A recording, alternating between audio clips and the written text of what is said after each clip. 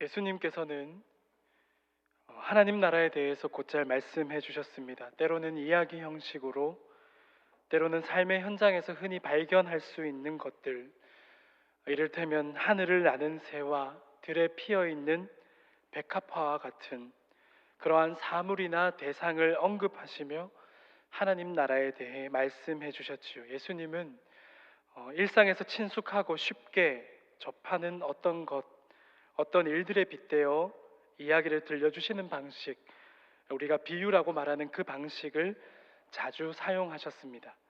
우리에게 익숙한 비유들이 꽤 있지요. 누가복음에는 그 유명한 자비를 베푼 사마리아 사람의 이야기가 있지요. 역시나 비유였습니다. 잃은 아들을 되찾은 아버지의 비유 역시 비유였습니다. 예수님께서 지어내신 이야기였습니다. 그 이야기들을 통해서 예수님은 하나님의 용서와 사랑을 들려주셨지요. 구원이 무엇인지, 하나님의 나라를 우리는 어떻게 이해하고 받아들일 수 있는지 예수님은 그가 지어내신 이야기들을 통해 깨닫게 해주셨습니다.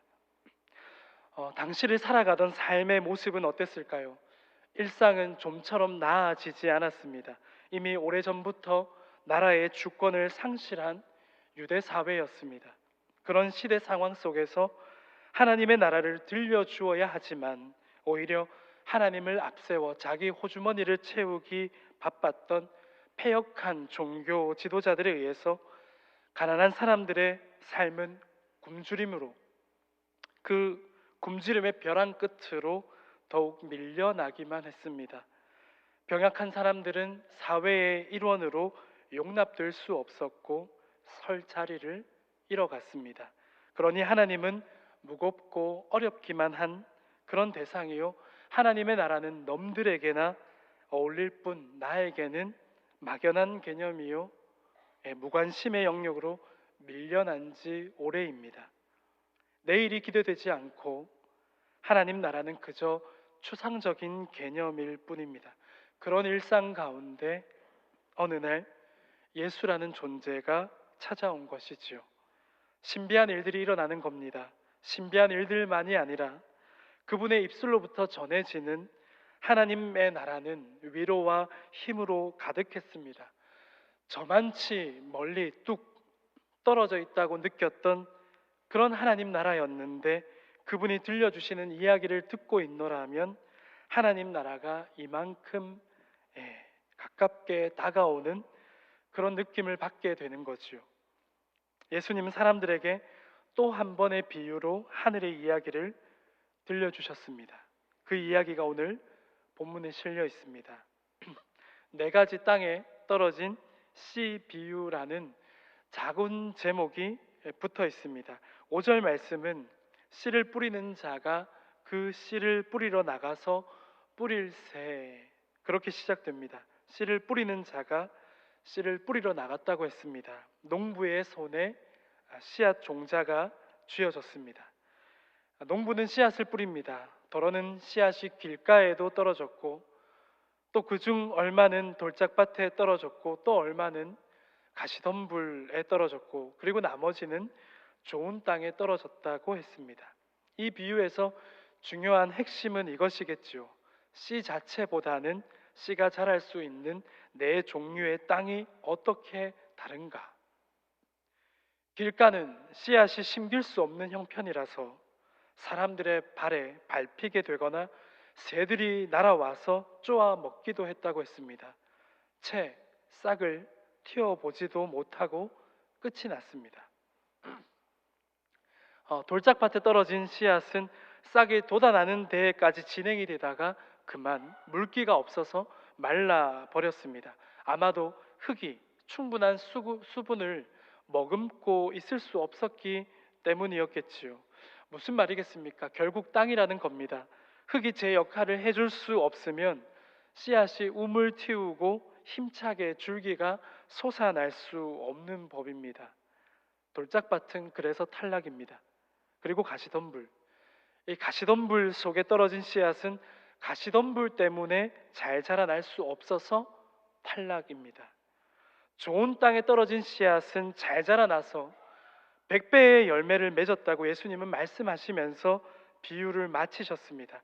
예수님은 굳이 100배를 말씀하셨습니다. 이 자리에 계신 성도 여러분들 가운데 100배의 결실, 30배, 60배, 100배로 이어지는 바로 그 기적의 법칙을 싫어하시는 분은 없을 겁니다. 성경에는 두 가지의 법칙이 나옵니다. 하나는 추수의 법칙이고 다른 하나는 기적의 법칙입니다. 추수의 법칙은 무엇입니까? 심은 만큼 거두어 드리는 겁니다. 학생들이 시험 기간이 다가오면 추수의 법칙보다는 기적의 법칙을 바라며 기도하는 경우를 자주 보게 됩니다. 저도 그랬습니다. 평소에 성실히 공부 안 하고 있다가 시험 기간에 접어들면 하나님께 슬쩍 거래를 제안해 보는 겁니다. 제가 공부 안 한 건 사실인데요. 이번에 잘 좀 도와주시기만 하면 주일에 교회 잘 나가고 핸드폰도 안 만지고 예배도 잘 드리고 교회 행사에도 잘 참여할게요. 하나님께서는 이렇게 기도하는 자녀들을 사랑하셔서 기적이 아니라 추수의 법칙으로 인도해 주시는 줄 믿습니다. 그렇죠. 오늘 본문에서 예수님이 말씀하시는 100배의 결실은 무엇을 의미합니까? 작은 씨앗 하나가 씨앗으로 있을 때와는 비교할 수 없을 정도로 큰 과실을, 많은 알곡을 결실하게 되니, 그렇죠, 예수님의 말씀대로 100배의 결실인 겁니다. 본전이어도 감사하겠는데, 2배라면 노래도 부르고 춤도 추겠는데 무려 100배라고 했습니다. 기적인 겁니다. 안 하다 하실까봐 돈으로 설명해 본다면 10만 원을 심었는데 1000만 원이 확실히 와닿죠. 100배의 결실을 돈으로 설명하니까 이게 착 와닿는 게 슬픈 현실입니다. 성도 여러분, 기적의 법칙을 두 글자로 표현해 본다면 무엇일까요? 은혜라고 할 수 있겠죠. 은혜입니다. 기적이나 은혜, 이것은 내 상식 밖의 일입니다. 내가 가진 상식으로는 이해가 안 되는 경우입니다. 머릿속으로 셈해 봤을 때, 계산해 봤을 때 얻어지는 결론을 훨씬 뛰어넘는 경우입니다. 그래서 은혜라고 말할 수밖에 없습니다. 나의 공로가 아니라는 것이요. 나의 공로가 아니기 때문에 나를 자랑할 수 없고 다만 감사할 수밖에 없는 것이라고, 때문에 우리는 은혜 앞에서 겸손한 자세를 취할 수밖에 없는 것입니다. 우리는 오늘 본문의 그 비유를 통해서 확실히 깨닫게 됩니다.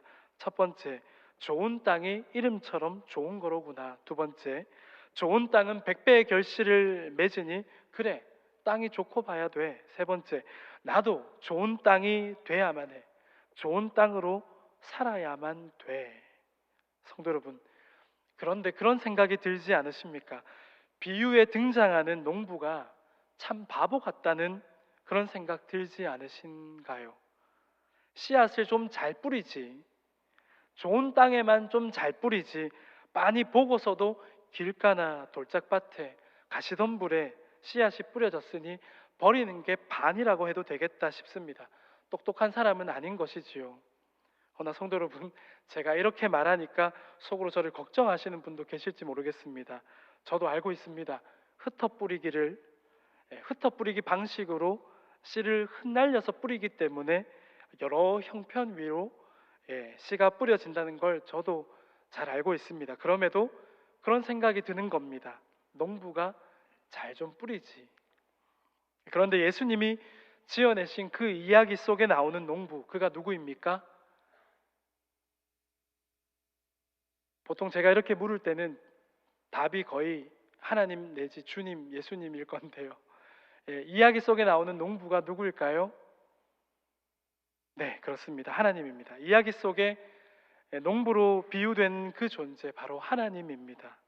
성도 여러분, 좋은 땅에만 다 잘 뿌려져서, 다시 말해 길가에 뿌려진 거랑 돌짝밭에 뿌려진 거랑 가시덤불 위에 뿌려진 것까지 모두 합하면 100배의 결실을 4배는 더해서 400배를 결실하면 좋을 텐데, 그런 생각이 들지 않으십니까? 우리는 씨 뿌리는 이 비유를 읽으면서 나는 과연 길가와 돌짝밭과 가시덤불과 좋은 땅, 그 네 가지 중에 어디에 속하는지를 생각해 보게 됩니다. 어느 순간부터 그렇게 읽는 것에 익숙해지도록 그렇게 훈련이 되셨는지도 모릅니다. 그러나 알아야 합니다. 처음부터 좋은 땅은 없다는 사실을 말입니다. 언제부터 우리 사회에 금수저냐 흙수저냐 하는 말이 생겨났습니다. 태어날 때부터 부유한 환경에서 태어났느냐 아니냐가 그 사람의 운명을 마치 결정하는 것 같다고 느끼게 되는, 사회의 불이한 행태를 겪으면서 그런 표현이 금수저냐 흙수저냐 하는 말이 나온 것인데요. 그런 맥락으로 오늘 본문을 읽어서는 안 됩니다. 하나님은 어떤 이는 좋은 땅으로, 또 어떤 이는 가시덤불이나 돌짝밭 또는 길가와 같이 네 부류로 각 사람의 운명을 결정지어 놓고 세상에 태어나게 해서 그렇게 정해진 노선을 따라 살도록 그렇게 우리를 지으신 하나님이 아니기 때문입니다. 처음부터 좋은 땅일 수는 없습니다. 하나님을 농부로 비유하자면 농부이신 하나님은 땅이 좋은가 나쁜가를 평가하시는 게 아니라 좋은 땅이 되도록 부지런히 수고하는 하나님이신 겁니다. 예수님의 공생의 가운데 가장 가까이에서 그분을 따랐고 그분을 경험해 왔던 제자들의 경우를 한번 생각해 볼까요? 그분께서 가리키신 하나님의 나라가 아닌 다른 엉뚱한 데에 마음을 두었던 걸 성도 여러분 잘 알고 계시지요. 서로 누가 큰지, 다시 말해 예수님께서 먼 훗날 유대 이스라엘의 왕좌에 오르게 될 때에 누가 그분에게 좀 더 총애를 받는 그런 제자가 될지를 곧잘 다투었습니다. 그런 일이 한두 번이 아니었습니다. 십자가 죽음 이후에 부활하신 주님은 40일 동안 부활하신 그 모습을 보이셨다라고 성경은 기록합니다. 그리고 이제 그들 앞에서 사라지시게 되는 그때에 제자들은 물었습니다. 그래서 이스라엘의 독립은 언제입니까?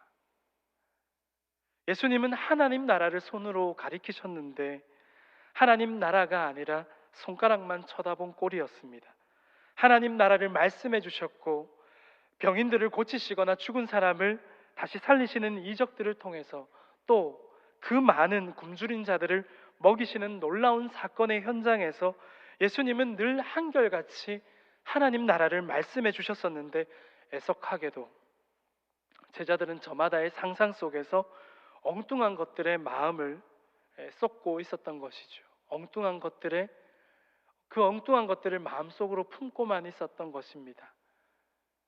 그렇게 본다면 오늘 본문에서 예수님이 말씀하시는 비유에 있어서 예수님의 제자들은 길가와 같기도 돌짝밭 같기도 가시덤불 같기도 합니다.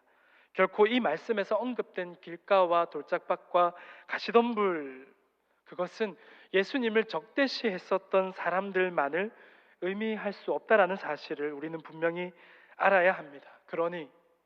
그래서 우리는 어떤 땅이어야 하는가를 논하기 이전에 농부가 뿌린 씨앗은 어느 하나에만 뿌려지지 않았다는 사실을 우리는 집중할 수 있다면 좋겠습니다.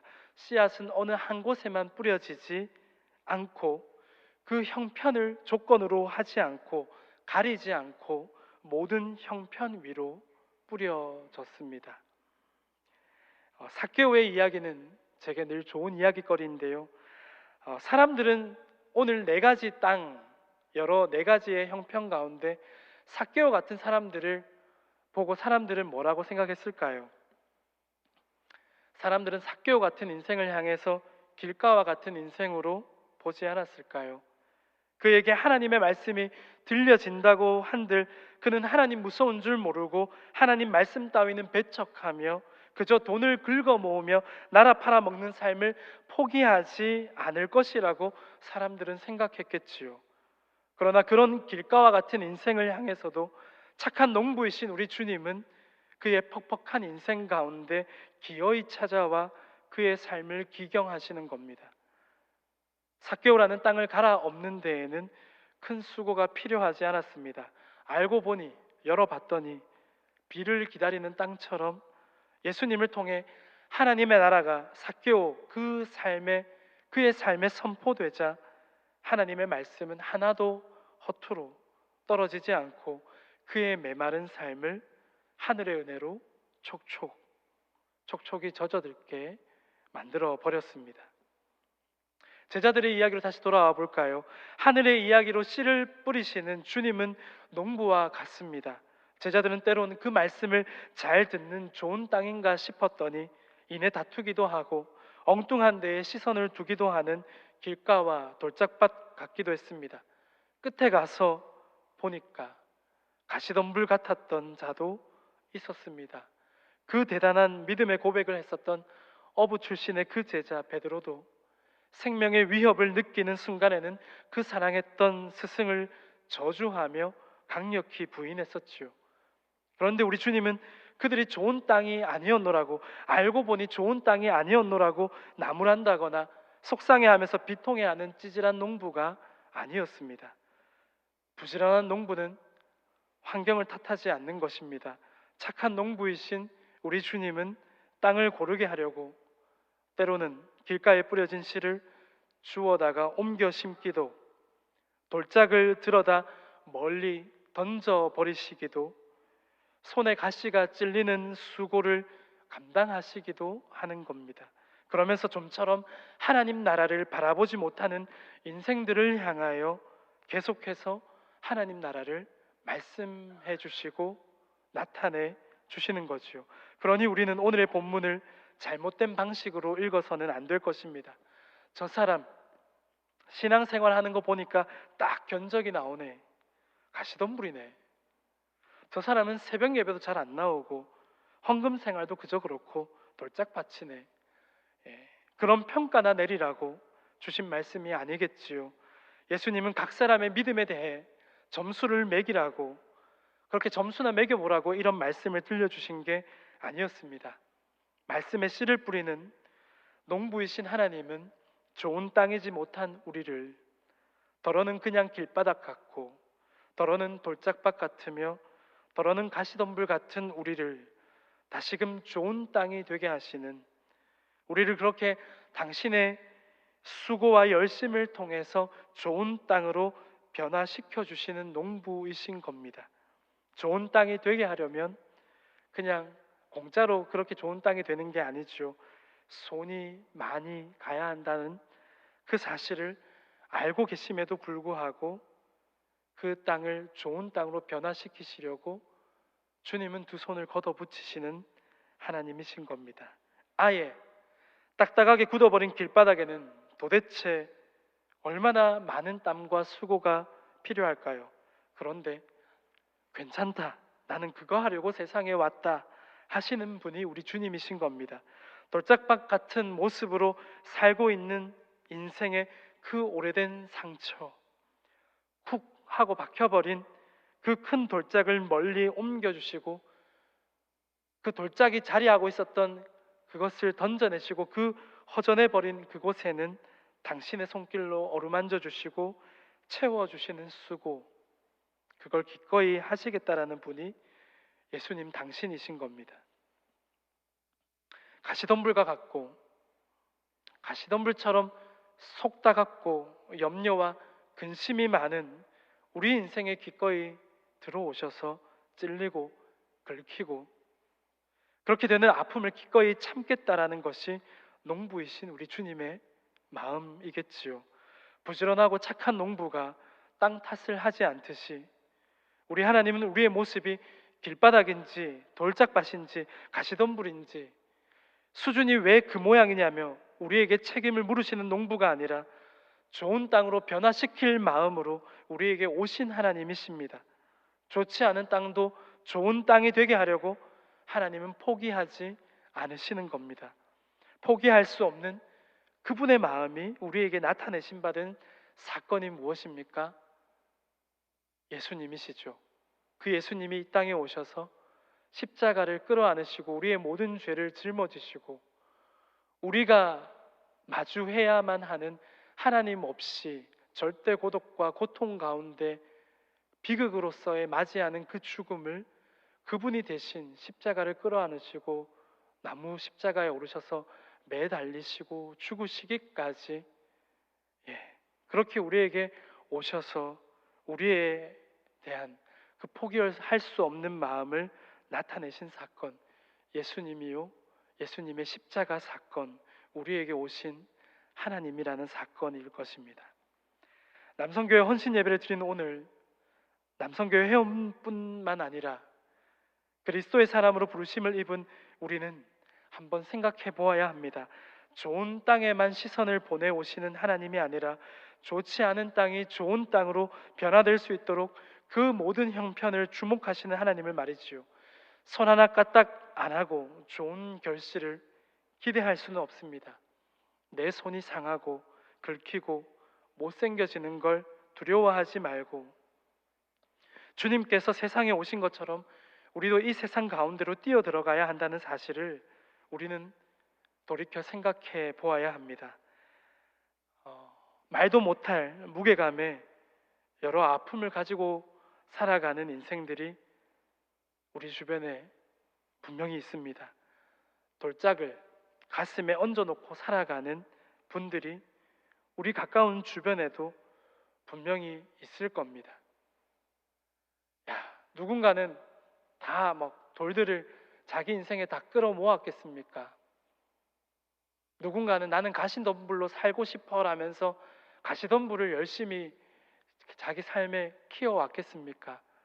다시 생각해 보면 원하지 않는데 살아오게 된 환경 가운데 내 가정이 혹은 나의 부모 때문에 아주 어릴 적부터 그 작은 가슴에 이미 굵직한 돌짝이 이미 들어와 앉아서 그래서 무거워하며 어느덧 예쁜 표정은 사라지고 냉소로 변해버린 그런 아이가 우리 대구제일교회 교회 학교에도 분명히 있을 수 있겠지요. 원하지 않는데 이미 어린 그 가슴에 돌짝이 쿡 하고 박혀있는 그런 사정을 가진 주일학교의 아이도 있겠지요. 분명히 있을 겁니다. 교회에 나와 있어도 딴짓하고 예배에 집중 안 하는 그런 성도들도 있겠지요. 가시덤불처럼 하나님의 말씀을 듣긴 들어도 그것을 여전히 귓등으로 듣는 성도들도 있겠지요. 성도 여러분, 우리 하나님은 돌짝과 가시덤불을 가만히 내버려 둘 수 없는 하나님이시라 기어이 걷어내십니다. 날카로운 것들까지, 그 날카로운 것들이 계속해서 주인 노릇을 할 것이고 기어코 살이 찢기고 긁히고 피를 흘리게 하겠지요. 여전히 우리가 하나님의 말씀을 듣지만 여전히 우리 스스로를 상처내거나 혹은 다른 누군가를 핥히고 아프게 하는, 여전히 우리 안에 복음 안에서 변화되지 못하는 옛 자아가 펄떡거리며 살아있고, 그래서 자기를 쿡쿡 찌르고 아프게 하고 남도 아프게 할 수 있겠지요. 이런 거 그냥 성도 여러분 기계로 싹 다 갖다 밀어버리면 어떨까요? 일은 쉽겠지만 그러나 기계가 농부의 정교한 손길을 따라갈 수는 없을 겁니다. 농부는 일일이 걷어내는 수고를 감당해야 합니다. 농부이신 우리 하나님은 우리 인생을 그렇게 포기하시지 않으시는 줄 믿습니다. 상한 갈대를 싹 다 밀어버리시고 꺼져가는 등불을 싹 다 꺼트리시는 주님이 아니지요. 하나님께서는 그 수고를, 그 일을 우리에게도 맡기시는 하나님이신 줄 믿습니다. 돌들도 가시덤불들도 걷어내면 그 빈 곳은 어떻게 해야 될까요? 농사도 지을 줄 모르는 제가 설교 말씀을 준비하면서 농산일이 어떻게 되는지 찾아봤습니다. 네, 그냥 이게 걷어낸다고, 돌짝팔 멀리 던져낸다고 그게 다가 아니겠다 싶어서 찾아봤더니 그 빈 곳의 흙을 부드럽게 하려고 농부는 여러 번의 쟁기질을 하게 됩니다. 곡괭이질도 하게 되죠. 땅을 갈아 엎어서 잡초를 제거하기도 하고 그렇게 토양을 좋게 좋은 땅이 되게 해야 하는 것이요. 농부에게는 이처럼 반복적인 노동이 주어집니다. 성도 여러분, 그렇다면 반대로 땅은요? 땅은 부드러워지기 위해서 곡괭이에게, 쟁기에게 패이는 아픔을 견뎌내야 하겠지요. 농부만 수고하는 게 아니라 땅도 좋은 땅이 되기 위해서 아픔과 고통을 이겨내야 하는 겁니다. 그래서 하나님은 우리에게 쉬운 길이 아니라 생각보다 느리더라도 어렵더라도 그냥 싹 다 밀어버리는 쉬운 방식이 아니라 우리 삶에 세세히 이유를 알 수 없는데, 욥에게도 이유를 분명히 알 수 없는데 고난이 찾아올 때 그 하나님, 우리에게 고난을 선사하시는 하나님이 아니라 그런 고난이 우리에게 찾아와도 괜찮다라고 우리에게 찾아오는 고난을 허락하시고 수용토록 하시는 하나님이라는 것. 그래서 그런 아픔과 여러 일들을 겪으면서 그렇게 패이기도 하고 아프기도 하고 그런 과정들로 우리를 인도하시고 끝끝내 우리를 좋은 땅으로 계속, 그 좋은 땅으로서 하나님의 말씀이 심겨질 수 있도록, 그렇게 모든 걸 감내할 수 있도록 우리의 인생을 이끌어 주시는 하나님이신 거죠. 성도 여러분, 그러나 또 생각해야 됩니다. 이따금씩 다시 누군가의 부주의로 인해서 땅은 굳어질 수 있습니다. 누군가의 부주의로 농부의 밭에 돌짝이 날아와 안착해 버릴 수도 있겠지요. 질긴 생명력으로 다시 가시줄기가 은밀하게 자라오를 수도 있겠지요. 농부는 계속해서 수고해야 합니다. 그렇습니다. 우리의 하나님도 계속해서 우리를 위한 수고를 귀찮아하시지 않으시는 것처럼 우리도 그렇게 교회를 그와 같이 섬길 수 있어야 합니다. 동시에 세상을 향해서도 끊임없이 복음의 방식으로 그리스도인으로서 책임을 다해야 하겠지요.